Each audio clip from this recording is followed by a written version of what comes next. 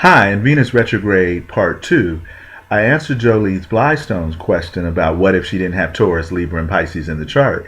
And I knew that Jolie had Leo rising, and that's why it's important to know what rising sign you have, because that taking that first breath not only sets up the mask that you wear, but it's also the role that you often get assigned.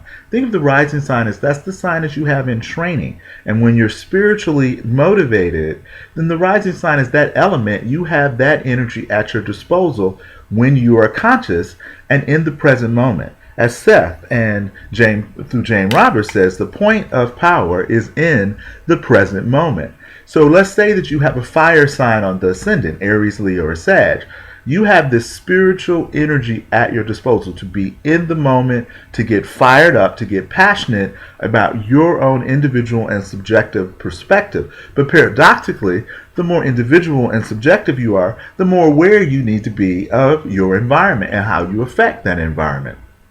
Think of the California fires, right? You just don't want to go and burn up everything, right? So you need water. So what if you have Cancer, Scorpio, or Pisces rising?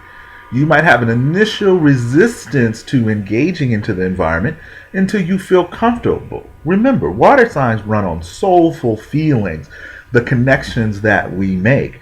And so those three signs on the ascendant might put up these kind of mysterious or inscrutable masks until they feel comfortable. So like water slowly needing to be heated up.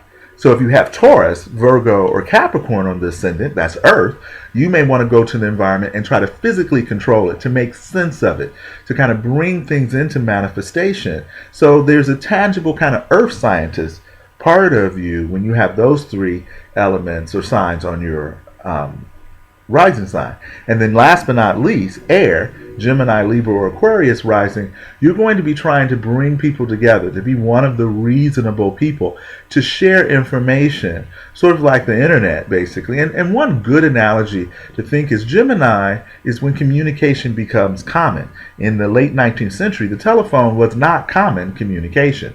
Now, we barely use landlines. So when communication is starting up, new forms of relationship, that's Libra, and then Aquarius is the futuristic or the trends in that way. So know your birth time, know your city of birth, know your rising sign, and then you can know how to traverse a lot of ways to utilize or allow these energies to use you as well.